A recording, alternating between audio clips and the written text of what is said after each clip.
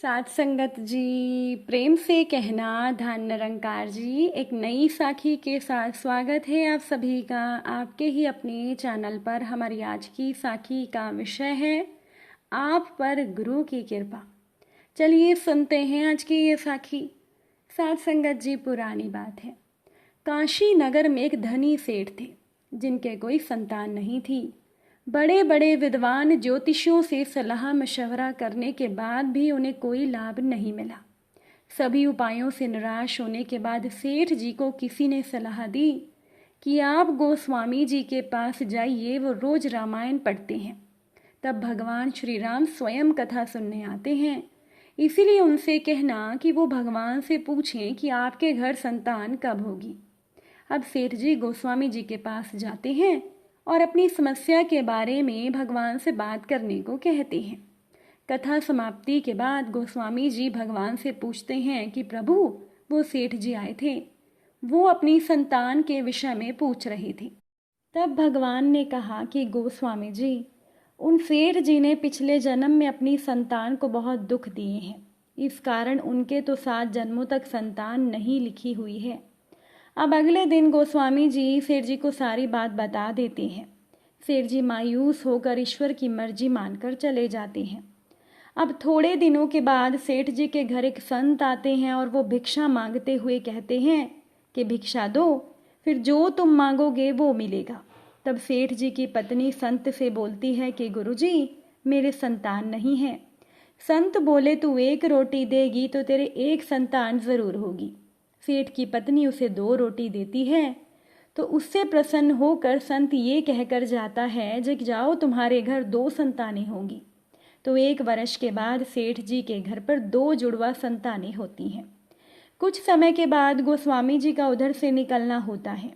सेठ जी के दोनों बच्चे घर के बाहर खेल रहे होते हैं। उन्हें देखकर गोस्वामी जी सेठ से पूछते हैं कि ये बच्चे किसके हैं। सेठ बोलता है कि गोस्वामी जी, ये बच्चे मेरे ही हैं। आपने तो मुझे झूठ बोल दिया था कि भगवान ने कहा है मेरे संतान नहीं होगी, पर ये देखो गोस्वामी जी, मेरी 2 जुड़वा संतानें हुई हैं। गोस्वामी जी ये सुनकर आश्चर्यचकित हो जाते हैं। फिर सेठ उन्हें संत के वचन के बारे में बताता है और उसकी बात सुनकर गोस्वामी जी चले जाते हैं। शाम को गोस्वामी जी कुछ चिंतित मुद्रा में रामायण पढ़ते हैं तो भगवान उनसे पूछते हैं कि गोस्वामी जी, आज क्या बात है, चिंतित मुद्रा में क्यों हो। तो गोस्वामी जी कहते हैं, भगवान, आपने मुझे उस सेठ के सामने झूठा करार दिया। आपने तो कहा था ना कि व्यापारी के 7 जन्म तक कोई संतान नहीं लिखी, फिर उसके घर जुड़वा संतानें कैसे हो गई। तब भगवान बोले कि उस सेठ के पूर्व जन्म के बुरे कर्मों के कारण मैं उसे 7 जन्म तक संतान नहीं दे सकता, क्योंकि मैं नियमों की मर्यादा में बंधा हूँ। पर अगर मेरे किसी भगत ने उन्हें कह दिया कि तुम्हारे संतान होगी, तो उस समय मैं भी कुछ नहीं कर सकता गोस्वामी जी, क्योंकि मैं भी मेरे भक्तों की मर्यादा से बंधा हूँ। मैं मेरे भक्तों के वचनों को काट नहीं सकता। मुझे तो मेरे भक्तों की बात रखनी पड़ती है, मुझे उनकी लाज रखनी पड़ती है। इसीलिए गोस्वामी जी, अगर आप भी उनसे कह देते ना कि जा तेरे संतान हो जाएगी, तो मुझे आप जैसे भक्तों के वचनों की रक्षा के लिए भी अपनी मर्यादा को तोड़कर वो सब देना पड़ता है जो उसके लिए नहीं लिखा है।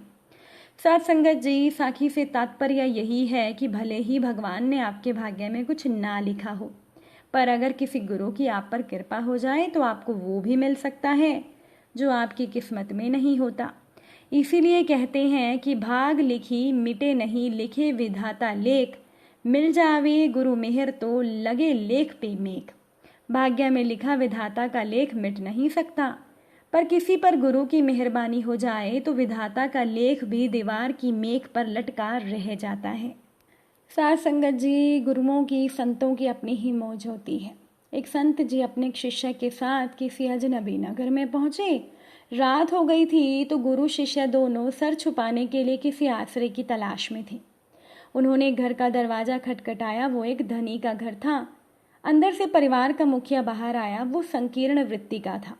उसने कहा कि मैं आपको अपने घर के अंदर नहीं ठहरा सकता, लेकिन तलघर में हमारा स्टोर बना है। अगर आप चाहें तो वहाँ रात रुक सकते हैं, लेकिन सुबह होते ही आपको जाना होगा। तो वो गुरु जी अपने शिष्य के साथ तलघर में ठहर गए। वहां के कठोर फर्श पर सोने की तैयारी कर रहे थे कि तभी संत को दीवार में एक दरार नजर आई। संत उस दरार के पास पहुंचे और कुछ सोचकर उस दरार को भरने में जुट गए। शिष्य के कारण पूछने पर संत ने कहा, चीजें हमेशा वैसी नहीं होती जैसी दिखाई देती हैं।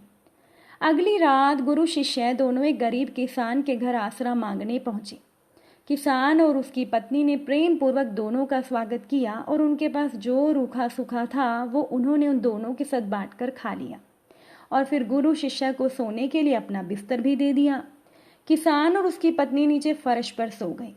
सुबह होने पर संत और उनके शिष्य ने देखा कि किसान और उसकी पत्नी रो रहे थे क्योंकि उनका बैल खेत में मरा पड़ा था। तो यह देखकर शिष्य ने संत को कहा, गुरुदेव आपके पास तो कई सिद्धियां हैं, फिर आपने इनका बैल क्यों मरने दिया? उस धनी आदमी के पास सब था, फिर भी आपने उसके तलघर की मरम्मत करके उसकी मदद की, जबकि इस गरीब के कुछ ना होने के बाद भी इसने हमें इतना मान सम्मान दिया, फिर भी आपने इसके बैल को मरने दिया। संत बोले, चीजें हमेशा वैसी नहीं होती जैसी दिखाई देती हैं।